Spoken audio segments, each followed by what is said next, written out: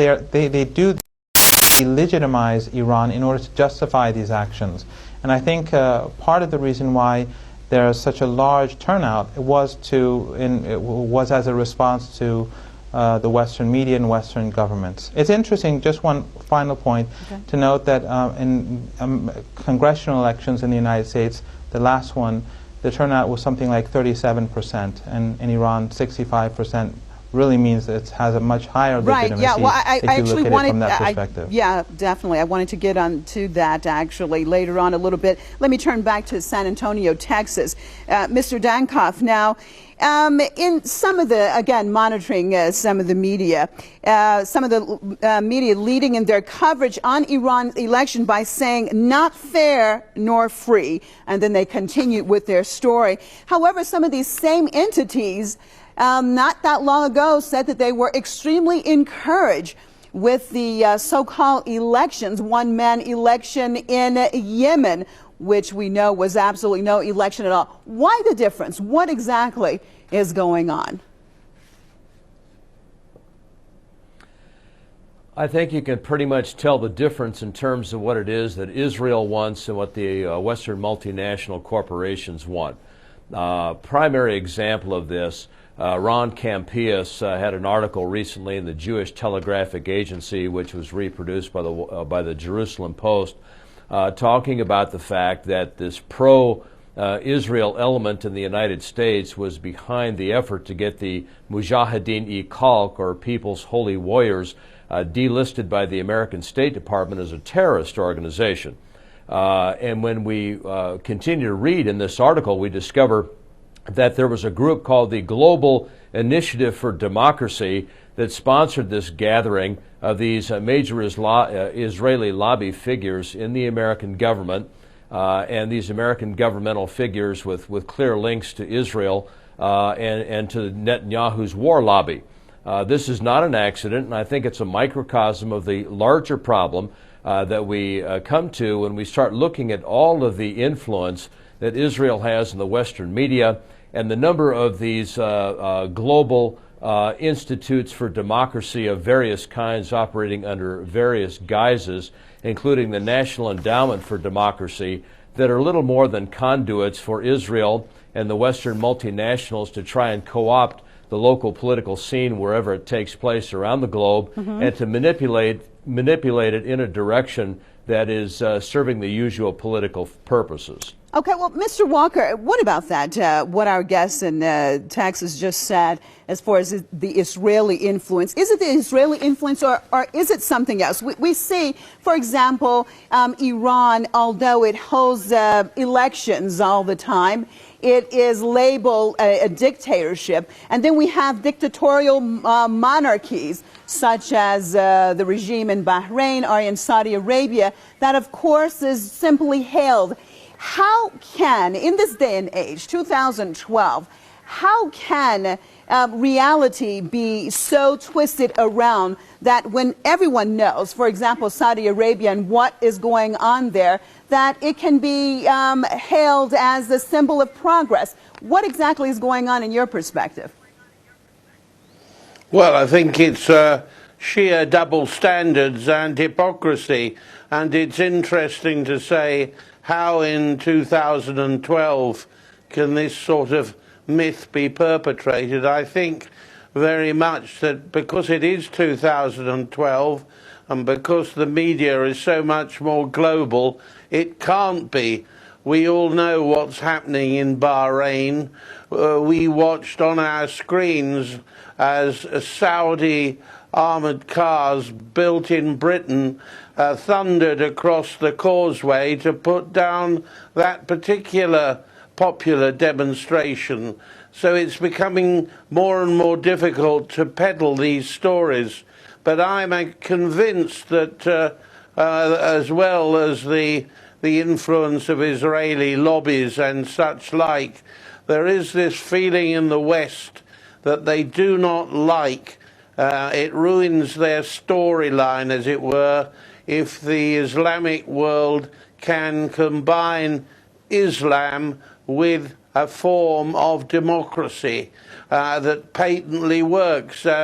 I don't think really any Western TV station today can really say that those scenes of intense voting, even in snowy weather in Iran, were completely made up. Of course, there will be stories about repressed candidates who were not able to appear and such like, but nevertheless, the sheer weight of numbers, and I think also what's terribly significant is indeed the turnout of 64%, because that is a very respectable voting majority, but not a ludicrous majority like we used to have. I lived in Egypt when Mubarak was in power. He never seemed to win an election by less than 99.1%.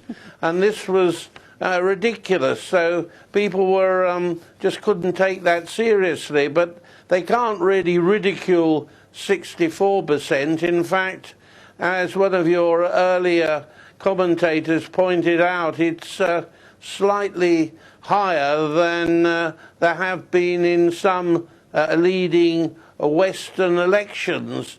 In fact, I believe Mrs. Thatcher was elected totally by less than 50% of the British electorate. So it's a very interesting result, and I think it's going to rebound beyond today and beyond the streets of Tehran and beyond the boundaries of Iran in its effects. Well, exactly. Next question, actually talking about rebounding elsewhere besides just Iran. Let's look at that, Professor Marandi. What type of effect, if any, does an election like was held in Iran, could it have on these regional revolutions that are still in the position of transitioning? Do you think that Iran can serve as an example of possibilities for these governments or these people that are still struggling to really set up total independent governments? Well, I think it definitely can be an example, and it can have an influence, although each country with its own cultural and religious and social qualities will find their own way forward.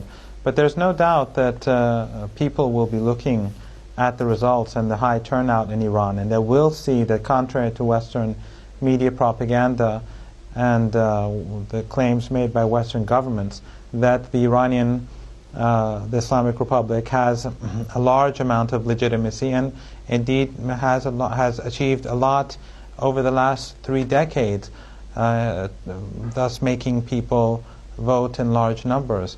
I think that it is also impressive to people to see that despite the sanctions and despite the embargoes and despite all the injustices on the Iranian people and the attitudes of Western governments towards Iran, that the Iranians are still a resilient nation, strong and independent, with an independent foreign policy and a strong economy and a sound economic base. I also think another thing is important here, and that is that after the presidential elections and the claims that were made with regards to fraud by the losing candidates, we all know that there was no evidence forthcoming, and people in Iran were convinced that there was really no evidence that fraud existed. But Western regimes used these claims to delegitimize Iran in the eyes of their own people for the sake of increasing sanctions, but also they tried to delegitimize Iran in the eyes of the people, of the Muslim people and other people in the non-Western world. But I think that the extremely high turnout in these elections show that, in fact, ordinary Iranians accept not only the legitimacy of the system, but the quality of the elections and the authenticity of the election results in the country, thus proving that these claims were not only false, but that these claims are basically acceptable only in Western countries.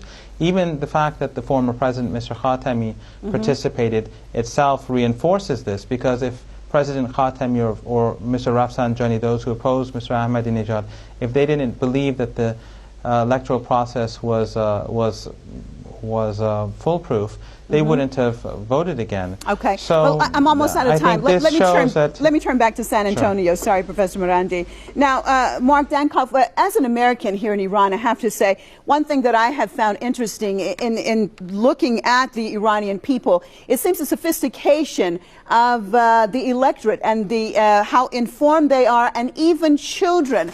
You will be able to get in lively discussions during elections. Even kids will have an opinion about what is going on politically. We touched on a little bit earlier about the low turnout in elections in the United States. What do you attribute this to? Why the difference? Why is there such a low turnout? Not only a low turnout in the United States, but it almost seems political apathy.